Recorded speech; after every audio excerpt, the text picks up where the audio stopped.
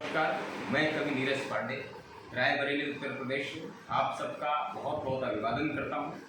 मित्रों, जैसा कि आप सबको ज्ञात है, इधर अपने YouTube चैनल में वीडियो अपलोड करने के क्रम में मैं स्मृतिशेष महाकवि धर्मपाल अवस्थी जी के द्वारा प्रणीत प्रबंध काव्य क्रांति महारथी चंद्रशेखर आजाद के विभिन्न सर्गों को आपके समक्ष रख रहा हूँ। इस क्रम में मैं आपके समक्ष एक बहुत महत्वपूर्ण सर्ग 9 अगस्त 1925 को स्वाधीनता संग्राम के इतिहास की एक ऐसी महत्वपूर्ण घटना हुई, काकोरी ट्रेन एक्शन या काकोरी कांड के नाम से जिस घटना को इतिहास में जाना गया, उस सर्ग को मैं आपके बीच में प्रस्तुत करने का उपक्रम कर रहा हूँ। और हमारे साथ हमारे अग्रज हिंदी कवि सम्मेलनों के मंचों के हास्य व्यंग्य के बहुत शानदार कवि, बहुत लोकप्रिय प्ररोधिकार आदरणीय श्री प्रमोद शंकर जी हैं। मैं उनका बहुत बहुत स्वागत करता हूँ। संयोग से आज हम सब एक कार्यक्रम में आए हैं और प्रमोद भैया से मेरा जिक्र हुआ उन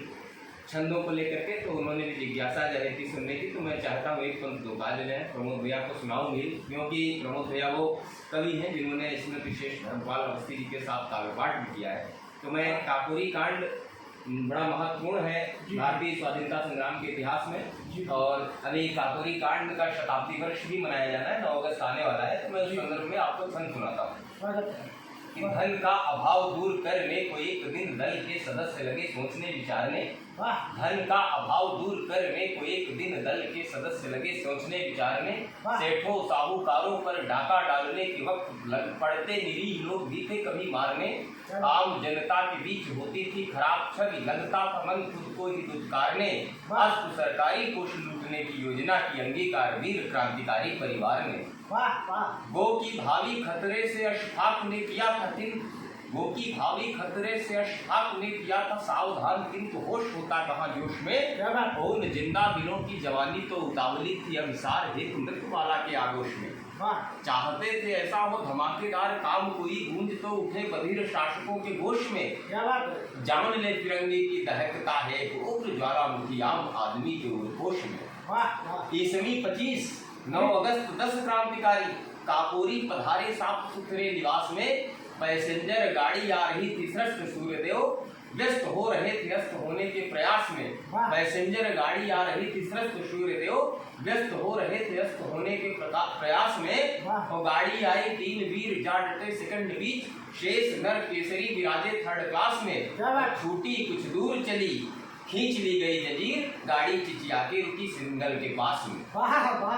कूदा बल पौरुष में सिंह के समान पुत्र जगरानी जी का पहले छलांग मार के करके हवाई एक फायर खबरदार सावधान बोला जोर जोर से पुकार के। लूटेंगे खजाना सरकारी हम क्रांतिकारी, आपकी समझदारी बैठे मौन धार के। और गाड़ी से उतरने का जिसने किया प्रयत्न सीधे यमलोक वह जाएगा सिधार के। और खतरों से जूझने खतरे से जूझने को योजनानुसार सभी बद्ध कटी, खतरे से जूझने को योजनानुसार सभी बद्ध कटी। कूदे ट्रेन से आशंपात से और घिर गई पल में गरुड़ गति से सकल, घिर गई पल में गरुड़ गति से सकल। गाड़ी मानो बदली प्रचंड चक्रवात में। बख्शी कर में निहार माउजर शचीन्द्र नाथ बख्शी, बख्शी कर में निहार माउजर भूपे गार्ड, छिद्र दुम सा गिरा प्रथम कुमान दात में। तो देखते ही लाहिड़ी को देखते ही लाहिड़ी को चालक चतुर प्राण भीख मांगने लगा पगों में प्रणिपात। क्या बात, वाह। सरकारी कोष हस्तगत करने को सरकारी कोष हस्तगत करने के हेतु सरकारी कोष हस्तगत करने के हेतु विश्वमिल और अशफाक संग संग थे। धाये निधि प्रतिनिधि क्रांति के वे रोष पूर्ण रंग ढंग जोश पूर्ण अंग अंग थे। तो कोष के कपोत पे झपट्टा मारने को पग पंख पे उड़े हुए जो शेन सुविहंग थे। रंग की तरंग सी पवित्र मुक्ति की उमंग धारे रंग ढंग से निहंग थे मलंग।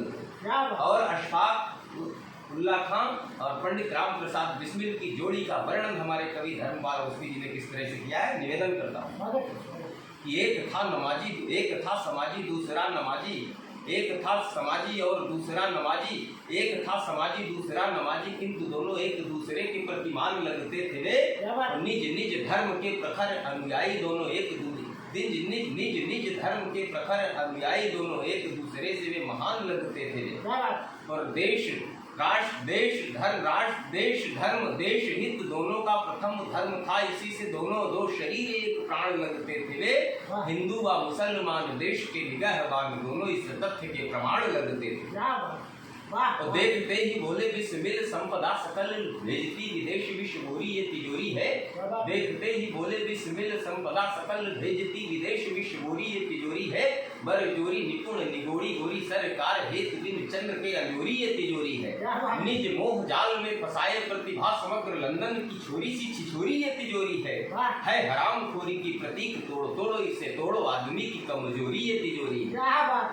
पलक झपकते तिजोरी भूमि पे पड़ी थी वीर यशफाक लेके धन ढालने लगा। पुलिस करों से हो रहा था धन पात मानो कारण में कार्य का स्वभाव जागने लगा। घनन घनन घन नाद व्योम में विचर विचर चराचर जगत सालने लगा।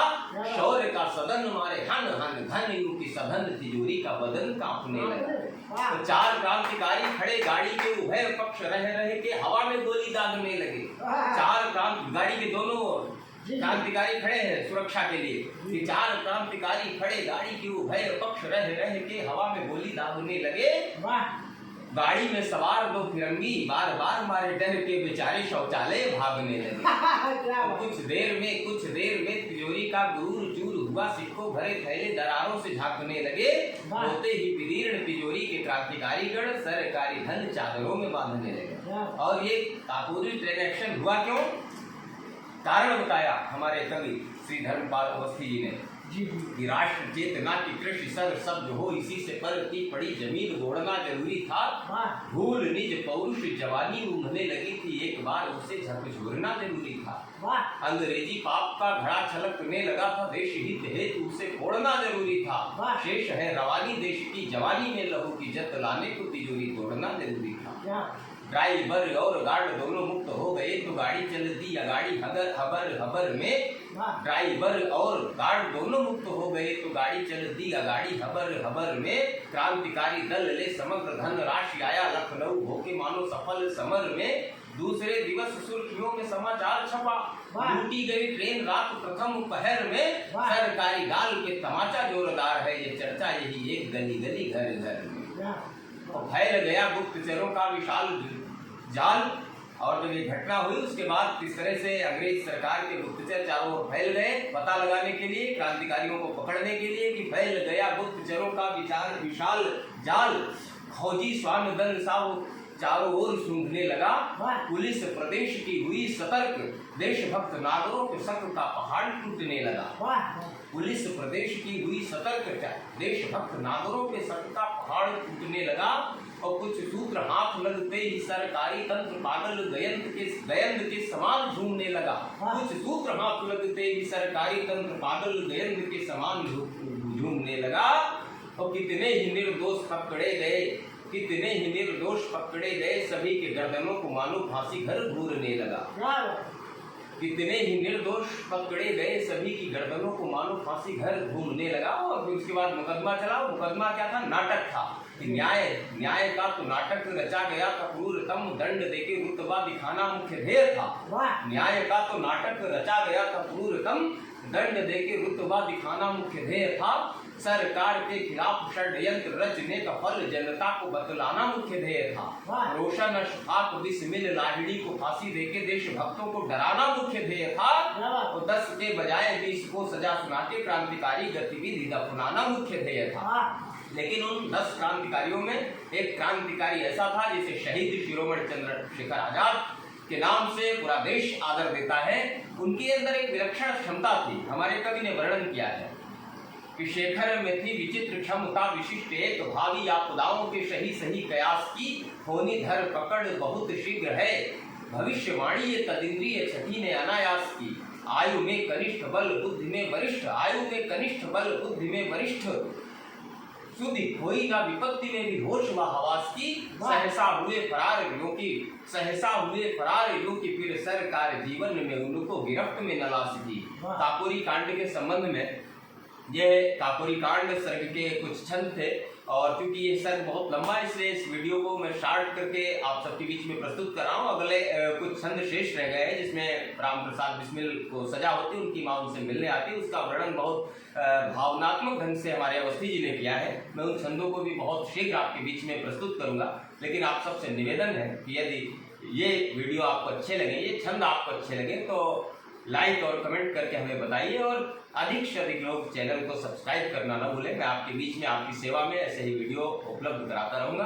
बहुत बहुत धन्यवाद, बहुत बहुत प्रणाम।